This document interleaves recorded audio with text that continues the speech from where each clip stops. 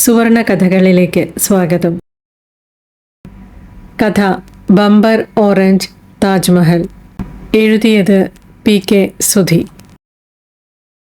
4, 5, 8, 7, 5, 9 number lottery ടിക്കറ്റിനെ അയാൾക്ക് മറക്കാൻ കഴിയില്ല. തിരുവനന്തപുരത്തെ RCC ആശുപത്രിയുടെ മുന്നിലെ ആ തീരെ വയസ്സനായ ലോട്ടറി വിൽപ്പനക്കാരൻ്റെ പക്കലാണത് അയാൾ കണ്ടത്. ഭാഗ്യദേവത കുടിയിരിക്കുന്ന കേരള സംസ്ഥാന ബമ്പർ ടിക്കറ്റ്. റേഡിയേഷനിൽ വെന്തു കുതിർന്നു കിടന്നിരുന്ന ദേവകി എവിടെ നിന്നോ തപ്പിയെടുത്ത 500 രൂപയുടെ ഒറ്റ നോട്ടുമായി ആശുപത്രിയിൽ നിന്നിറങ്ങിയതാണ് അയാൾ. മയക്കത്തിൽ കിടന്നിരുന്ന അവൾക്ക് പെട്ടെന്ന് വല്ലാതെ ജീവൻ വെച്ചതുമാതിരി എഴുന്നേറ്റിരുന്നു. ഓറഞ്ച് കൊതി പറഞ്ഞു. ആ നോട്ടും മുറുക്കെ പിടിച്ച് അയാൾ പുറത്തേക്ക് നടന്നു. വാർഡിലെ മെത്തയുടെ അടിയിലല്ല അവളത് ഒളിച്ചു വെച്ചത്, തീർച്ച. പിന്നെ എവിടെയാവും? ആലോചിച്ചു തീരുന്നതിനു മുന്നേ ലോട്ടറിക്കാരനെ കണ്ടു.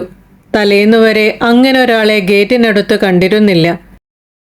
ടിക്കറ്റുമായി ഭാഗ്യദേവത മാനത്തു നിന്നും ഇറങ്ങി വന്നതുമാതിരി ഒരു പ്രത്യക്ഷപ്പെടൽ.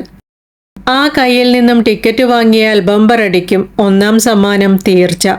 ലക്ഷണം തികഞ്ഞ ഭാഗ്യ കച്ചവടക്കാരൻ. ലോട്ടറിക്കാരൻ്റെ കയ്യിലെ അടുക്കുകൾക്കിടയിലാണ് 1ാം സമ്മാനമടിക്കുന്ന ടിക്കറ്റ്. അതൊന്ന് തൊട്ടെടുത്താൽ മതി. സൗഭാഗ്യം കാട്ടിക്കൊടുക്കുന്ന അയാളുടെ അന്തർനേത്രം തുറന്നു. അണ്ണച്ചി, സമ്മാനമടിക്കുന്ന ടിക്കറ്റ് മാത്രം തപ്പിപ്പിടിക്കണ നിങ്ങളെ മന്ത്രവാദം ഞങ്ങൾ കൂടെ പറഞ്ഞു തരിൻ. നിങ്ങൾ ഭാഗ്യക്കുറി തൊട്ട എപ്പോഴ് പ്രൈസ് അടിച്ചെന്ന് ചോദിച്ചാൽ മതി. സൂത്രം പറഞ്ഞതിനുള്ള ചെലവ് നമുക്ക് ചെയ്യാമെന്നേ. ബീവറേജസിലെ തുണക്കാർ അയാളോട് പലപ്പോഴും കെഞ്ചാറുണ്ടായിരുന്നു. വയസ്സിൻ്റെ തട്ടിൽ നിരത്തിവെച്ച ടിക്കറ്റുകളെ അയാൾ സൂക്ഷ്മമായി പരിശോധിച്ചു തുടങ്ങി. ഞെട്ടിപ്പോയി. 4, 5, 8, 7, 6, 1 നമ്പർ ബമ്പർ ടിക്കറ്റ്. ഇത്തവണ നറുക്കെടുപ്പ് നേരത്ത് ഏതവൻ ഭാഗ്യചക്രം കറക്കിയാലും അക്കങ്ങൾ ചെന്നു മുട്ടി നിൽക്കണത് 4, 5, 8, 7, 6, 1 എന്ന നമ്പറിലാവും. പല വിധത്തിൽ തിരിച്ചും മറിച്ചും അയാൾ നമ്പറിനെ മനസ്സിലിട്ടുരുട്ടി. ഉറപ്പ്, 101 ഉറപ്പ്. ആർക്കും ഈ ടിക്കറ്റിൽ വന്നുറച്ച ഭാഗ്യദേവതയെ തട്ടിവിടാനാവില്ല. എടുക്കുകയല്ലേ. ഒരിക്കലും മുൻകൂട്ടി ഭഗവാനെ കാണാൻ ശേഷിയില്ലാത്ത ആ ലോട്ടറിക്കാരനും പണം വാങ്ങാൻ കൈനീട്ടി. പെട്ടെന്ന് പുളയുന്ന ദേവകിയുടെ മുഖം അയാൾക്ക് ഓർമ്മ വന്നു. അവൾക്ക് ഓറഞ്ച് വാങ്ങാൻ ഇറങ്ങിയതല്ലേ, അതു നടക്കട്ടെ. എന്തൊരു കൂത്ത് കാണാൻ ഇവിടെ നിൽക്കണ്. ഭാഗ്യദേവതയിൽ നിന്നും മനസ്സിനെ വിടുവിക്കാൻ അയാൾ അങ്ങനെയും ചിന്തിച്ചു നേരം കളഞ്ഞു. എവളി 500 രൂപ നോട്ട് എവിടെയാണ് ഇത്രയും നാള് പതുക്കി വച്ചിരുന്ന്? അമ്മച്ചിയെ കാണാൻ ചെന്നപ്പം ചെറുക്കന്മാർ അവപ്പനറിയാതെ കൊടുത്തതായിരിക്കും. അയാൾ നോട്ടിനെ തിരിച്ചും മറിച്ചും നോക്കി. വേണ്ട, ആ പാവത്തിനെ പഴിക്കണ്ട.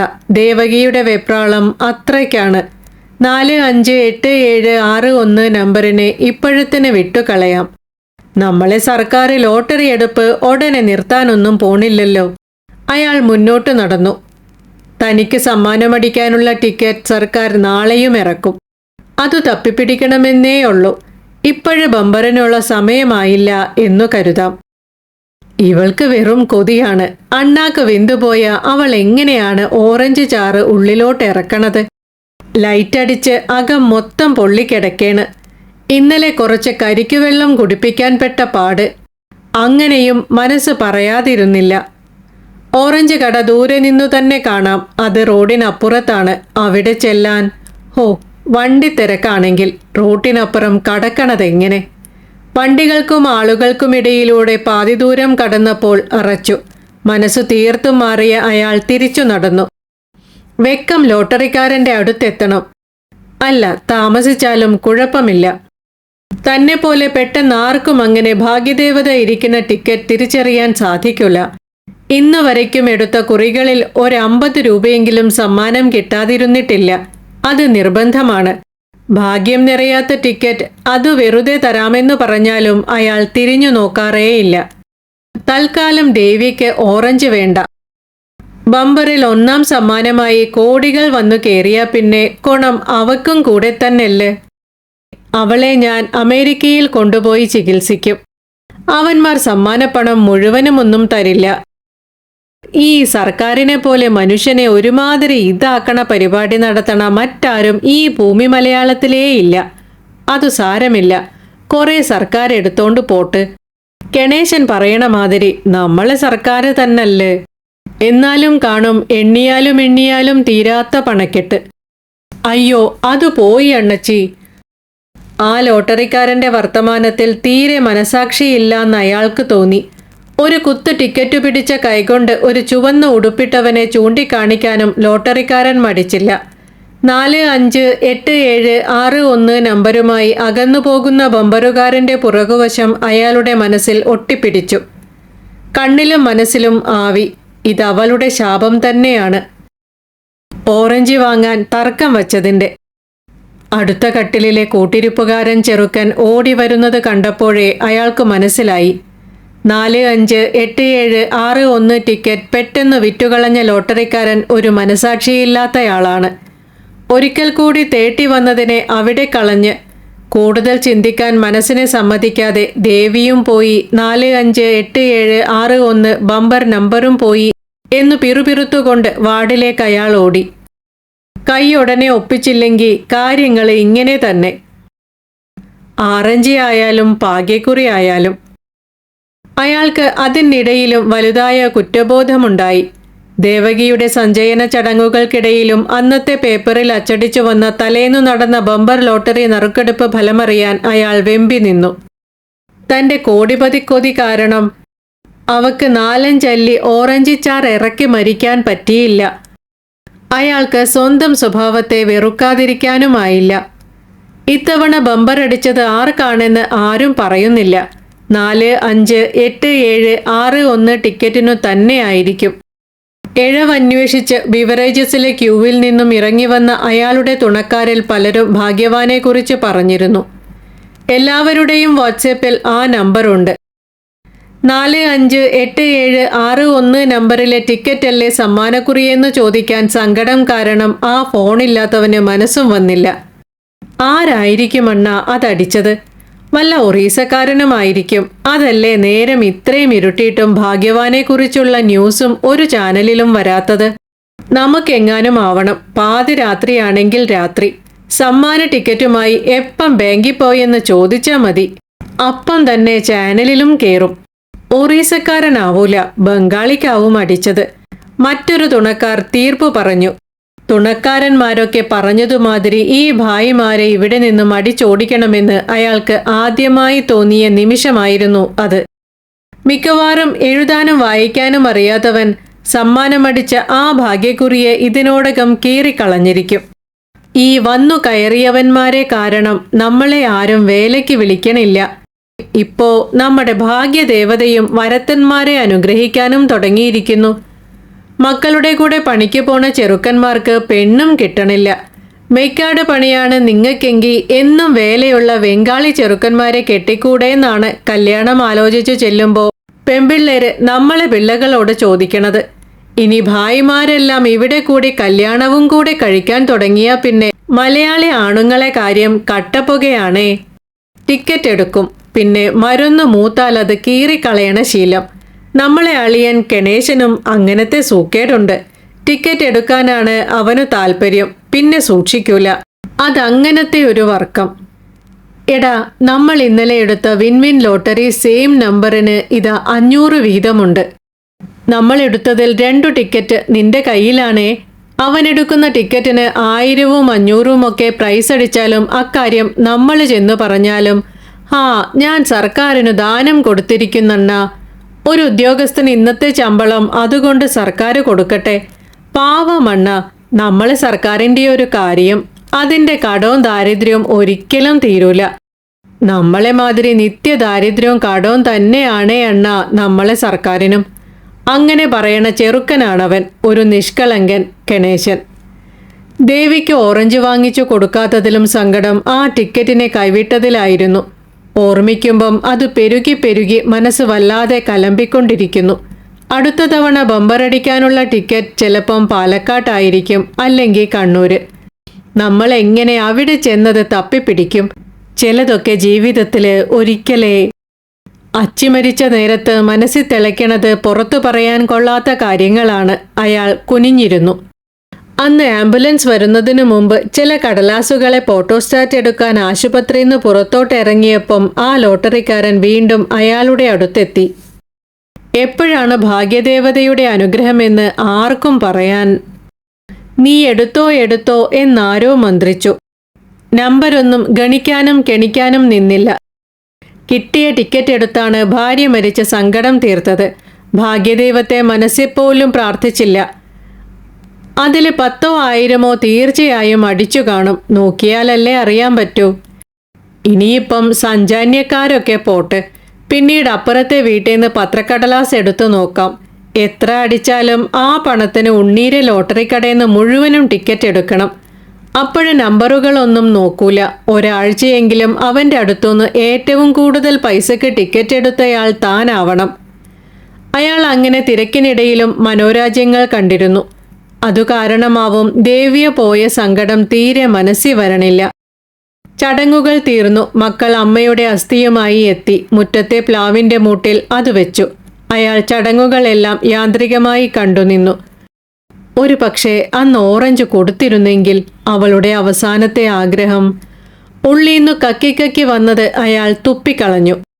അന്നത്തെ ദിവസം തീരെ വർക്കത്തു കെട്ടതായിരുന്നു. ബമ്പറും പോയി, കെട്ടിയോളും. അയാളെ ആ വഴിക്ക് വീണ്ടും ആലോചിക്കാൻ സമ്മതിക്കാതെ ലോട്ടറിക്കട ഉണ്ണി ആക്റ്റീവയിൽ വന്നു. ഉണ്ണിയെ കണ്ടതും അയാൾക്ക് ഉത്സാഹമായി. അണ്ണാ, ഇത്രയും ദിവസം വരാൻ പറ്റിയില്ല. ഓരോ ദിവസവും ഓരോ ഇടപാടുകള്. ലോട്ടറിക്കാരെ സമ്മേളനം, അത് ഇത്. തീരെ നേരം കിട്ടിയില്ല. അത് പോട്ട്, പോയവര് പോയി. ഇഡ്ഡലി രസവടെ മിച്ചമുണ്ടാ? കാര്യങ്ങളെല്ലാം മംഗളമായി. സഞ്ച്യാന അടിയന്തിരമൊക്കെ പിള്ളേരെ വക ചെലവാണ്. അതെല്ലാം വേഷായിട്ട് തന്നെ നടന്ന്. ഓ, അതല്ലാതെ നമ്മളെ കയ്യിൽ എന്തൊരു കീര വിത്തിരിക്കണ്. ആരിക്കാണ് ബമ്പർ അടിച്ചതുണ്ണി? ഇതുവരെയും അതറിഞ്ഞില്ലല്ലോ. വല്ല ബംഗാളിക്കും തന്നെ.